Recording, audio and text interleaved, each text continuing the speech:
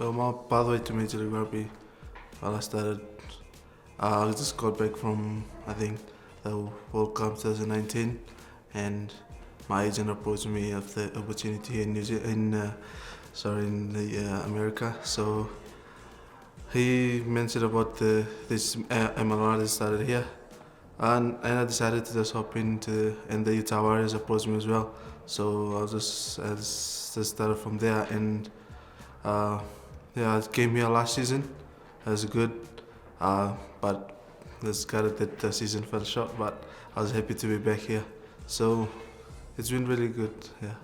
Yeah. It was just starting to get the rhythm into the season, and then COVID came across, and then everything just went from there. But I think season ahead of us this year, we got a pretty good team. So yeah, to play in the World Cup is a dream come true. Playing against those top players from Australia, Wales.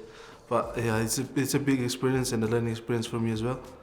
It was an eye opener as well. So I learned a lot from the senior boys and all these professional players, and how to go about my well-being and health in the game. Walking out there the first time, playing on our first game against Australia, I don't know how to feel. Like you just stand there and just absorbing the moment, and I didn't even realize that you're actually playing the game until someone tackled you or you get into the contact. But it was a good experience. My biggest supporters is my wife, my son, and family back home. I think they are my why. That's as to why I'm playing rugby, is to provide back home, and so that they can have a better life than I had before. So my family is my main motivation, is why I'm playing rugby right now. Wherever I go, I try to represent my family and all the people back at home. Just try to make them proud, as to see one of their own going to the big world and experience what rugby is like, especially here in America since it just started. So just going back home and tell them how great it is in America and how rugby has developed in America. So yes, I think it's been great.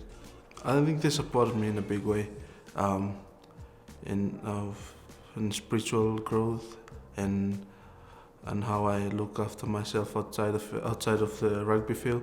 So I think the rugby community, they help with that, and for me, I've always tried to be disciplined on and off the field, so that the younger generation of the rugby community can learn from what you've done or what you did, what you're doing.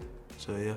Well, one thing for sure, I love to sing, but wherever I go or whatever I do, even when I'm playing, I think that's my trigger. So if I did something wrong, I just started to play a song in my head, or just started to rhythm a song. So that's where I get back into motion, or get back into the rugby. Yeah. Oh yeah, sometimes it happens on the pitch, but generally whenever I go, just like to sing. Yeah.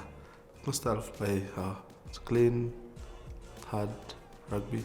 Just try to play clean, hard rugby. So yeah, I try to be involved in all the scenarios that are in the game. So fast, physical. I think that's my type of rugby. It's a big role to play hooker, especially when you should know the lineout's call, and then go into scrum. Well, especially when you come out of the scrum and there's a lineout. So he's trying to figure out what the call is. I think it's a big role as well, but for me as a hooker, you have to be like a flanker, number 7, so you have to be involved in every play. So I think for me, I have to be as fit as the back line, so the second row, so that I can involve in all those areas. Yeah. I'm Tuvere Vugakoto, and I'm here for the nation.